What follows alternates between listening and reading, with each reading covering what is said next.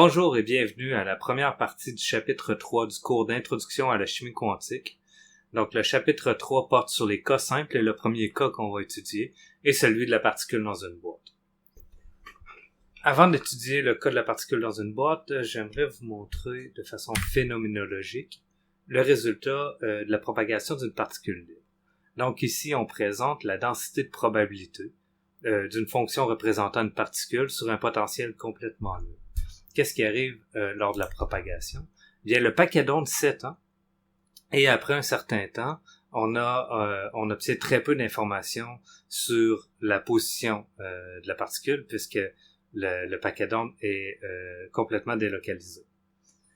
Par contre, si on considère un cas, un potentiel où on limite, on restreint le mouvement de la particule, on va voir apparaître des structures énergétiques.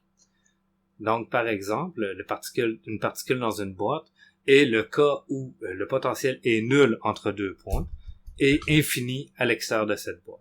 Donc, la particule est restreinte entre ici le point x est égal à 0 et le point x est égal à L. Puisque le potentiel est infini à l'extérieur de la boîte, la particule ne peut pas s'y retrouver. C'est un cas qui est physiquement impossible puisqu'aucun potentiel infini existe, mais on peut étudier ce modèle pour voir le premier cas simple en fait. Donc, quelle est l'équation de Schrödinger indépendante du temps pour ce système? Donc, l'hamiltonien d'un système unidimensionnel est la somme de l'énergie cinétique et de l'énergie potentielle. Ici, la fonction d'onde est seulement définie entre les points 0 et L où le potentiel est nul, et donc l'hamiltonien se résume seulement au terme énergie cinétique. Donc, l'équation de Schrödinger indépendante du temps est H fois psi est égal à E fois psi. Donc, on peut substituer l'hamiltonien dans cette équation, ce qui va nous donner le terme d'énergie cinétique moins H bar au carré sur 2m fois la dérivée seconde par rapport à la fonction d'onde psi est égal à E psi. Comment résoudre cette équation? On doit se poser la question, quelle fonction qui, dérivée deux fois, nous redonne la même fonction fois un facteur? Eh bien, il y a trois réponses possibles. La première est la fonction sinus, la fonction cosinus. Donc, si on dérive la fonction cosinus, ça nous donne moins sinus. Et si on dérive une deuxième fois, donc la dérivée de sinus est cosinus, donc la dérivée seconde de cosinus est égale à moins cosinus. On retrouve la même fonction. Également pour le terme sinus. Si on se limite aux solutions réelles, donc on ne considère pas les solutions complexes, on peut se limiter à ces deux fonctions. Sinon, le terme exponentiel, la fonction exponentielle serait aussi une solution. Donc, une solution générale est la somme d'un sinus et d'un cosinus avec des facteurs A et B. Donc, avant le terme sinus, B avant le terme cosinus, et on ajoute aussi les facteurs Ka et Kb à l'intérieur de l'équation. Donc, on se doit déterminer ces facteurs. Donc, comment peut-on s'y prendre? Bien, là, on sait que la fonction d'onde est nulle à l'extérieur de la boîte et que la fonction d'onde doit être continue. C'est-à-dire que la fonction d'onde doit être aussi nulle au point x est égal à 0 et au point x est égal à L. Donc, entrons l'équation psi de x est égal à 0 est égal à 0. Donc, c'est égal à A fois le sinus de Ka fois 0 plus B fois le cosinus de Kb fois 0. Donc ici, le cosinus de 0, 0 fois Kb est égal à 0, cosinus de 0, c'est égal à 1. Ici, sinus de 0, 0 fois Ka est égal à 0, sinus de 0 est égal à 0. Donc le premier terme tombe, celui-là est égal à 0, et nous avons psi de 0 qui est égal à 0 est égal à b. Donc b est nul, et nous trouvons que psi de x est égal à a fois sin de ka fois x. Et donc le terme ici tombe. Maintenant, nous savons aussi que psi de L est égal à 0, donc qui est égal à A fois sin de KA fois L.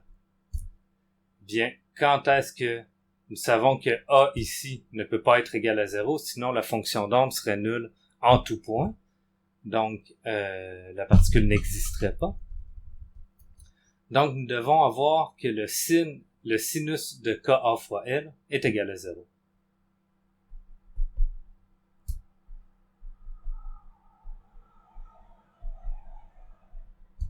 Quand est-ce que ça l'arrive? Bien, montrons une fonction sinus.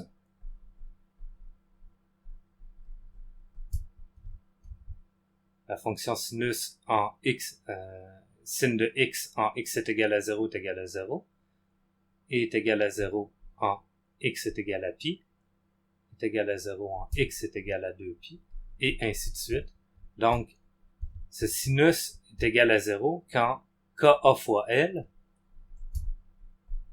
est égal à un entier fois pi. Donc, nous avons que ka est égal à un entier fois pi divisé par L.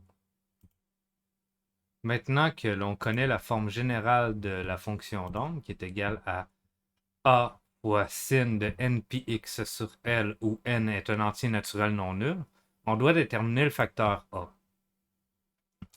Pour ce faire, on utilise le fait que la fonction d'onde doit être normée. Donc, l'intégrale de moins l'infini à l'infini de psi étoilé psi est égal à 1. Puisque la fonction d'onde est réelle, le conjugué complexe de psi est égal à psi. Et donc, c'est l'intégrale de psi au carré intégré sur tout l'espace doit être égal à 1. Maintenant, dans l'espace, tout ce qui est à l'extérieur de la boîte est nul. Et donc, la partie entre moins l'infini et 0 est nulle, et la partie entre L et l'infini est aussi nulle. Et l'intégrale se résume à l'intégrale entre les points 0 et L. Maintenant, on substitue la fonction d'onde dans l'intégrale. On développe le carré, donc ça donne A au carré fois sin au carré de npx sur L. Et on peut utiliser la formule que sin au carré de x est égal à 1/2 fois 1 moins cos de 2x pour effectuer l'intégrale. Donc, en substituant cette formule dans l'équation, on obtient que a au carré sur 2 fois 1 moins cos de 2 npx sur L, intégré entre 0 et L, doit être égal à 1. On peut développer l'intégrale, donc ça donne l'intégrale de a au carré sur 2 moins l'intégrale du deuxième terme. Et donc l'intégrand de a au carré sur 2 est a au carré sur 2x. Excusez-moi, j'ai perdu le...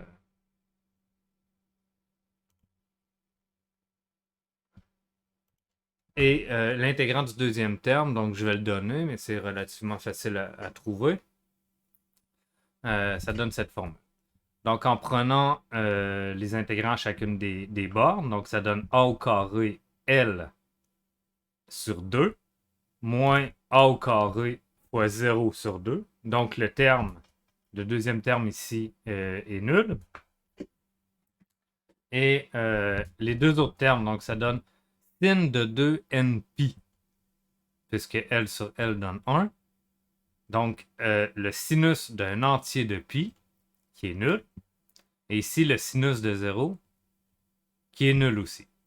Donc, en fait, le seul terme qui reste est a au carré L sur 2. Donc, nous avons 1 est égal à a au carré L sur 2, ce qui nous donne a est égal à racine carrée de 2 sur L. Ce qui nous donne finalement la formule finale pour la fonction d'angle, qui est racine carrée de 2 sur L fois sinus de n pi x sur L. Maintenant que nous avons la solution générale de la fonction d'onde, premièrement, on peut renommer psi par psi indice n, puisque la fonction d'onde dépend du nombre quantique n. On peut déterminer son énergie en utilisant l'équation de Schrödinger indépendante du temps h psi est égal à E fois psi. Donc, H est l'hamiltonien et l'énergie cinétique de la particule. Et psi est déterminé en haut. Donc, on substitue ces deux valeurs et on doit résoudre cette équation. Donc, premièrement, rappelons que la dérivée par rapport à x de sin de x est égale à cos de x. Et la dérivée par rapport à x de cos de x est égal à moins sin de x. Donc, ici, en fait, on doit déterminer la dérivée seconde de ce terme-là. On peut premièrement faire sortir la racine carrée. Donc, on a moins h bar au carré sur 2m racine carrée de 2 sur L fois la dérivée seconde par rapport à x de sin de n pi x sur L. Donc ici, la dérivée première de sin de n pi x sur L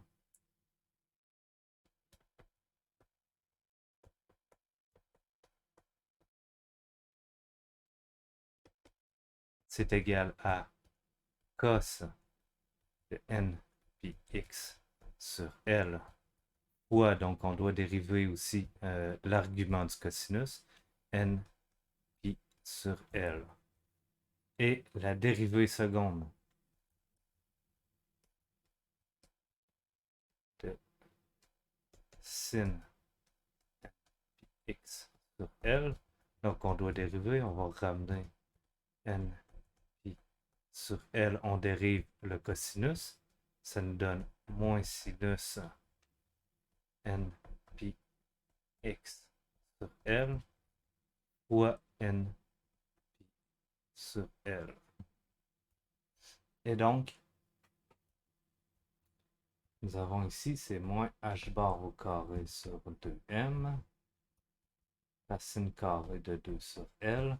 La dérivée ici, on l'a déterminée, donc c'est n au carré, pi au carré sur L au carré. Donc en fait, j'ai multiplié ça avec ça ici. Fois moins sinus de n pi x sur L. On peut voir ici le terme ici et le terme sinus ici et la fonction d'onde. Donc on a moins h bar au carré sur 2m fois moins n au carré pi au carré sur L au carré fois racine carrée de 2 sur L sinus de n pi x sur L. Donc ici c'est la fonction d'onde. Ça va être égal. Ici on a moins fois moins, ça donne h au carré sur 2m fois n au carré pi au carré sur L au carré fois la fonction d'onde. Donc ce terme ici, c'est égal à E de n.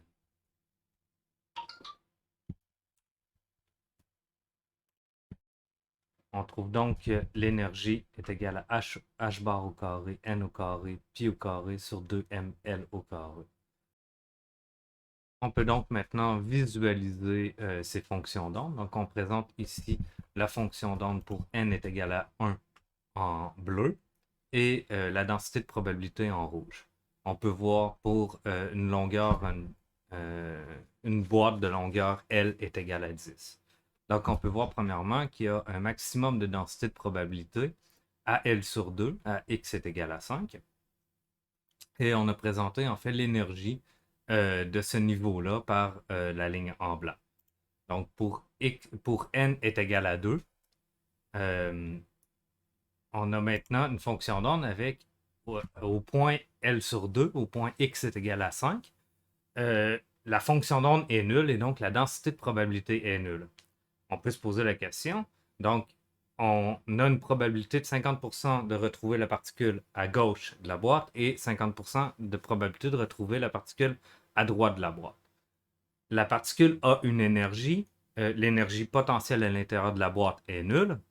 Donc, cette énergie est une énergie cinétique. On peut donc en conclure que la particule passe de la partie gauche à la partie droite et de la partie droite à la partie gauche, mais il est impossible d'observer la particule au point x est égal à 5. Ce point, on appelle un point nodal, donc le point où la fonction d'onde est nulle, la densité de probabilité est nulle. Et pour n est égal à 3, donc on voit deux points nodaux. Il y a donc à chaque fonction d'onde n-1 points nodaux.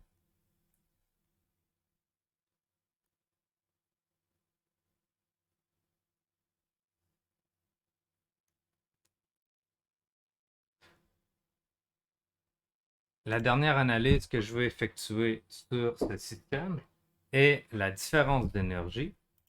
Donc, on peut analyser la différence d'énergie entre E2 moins E1,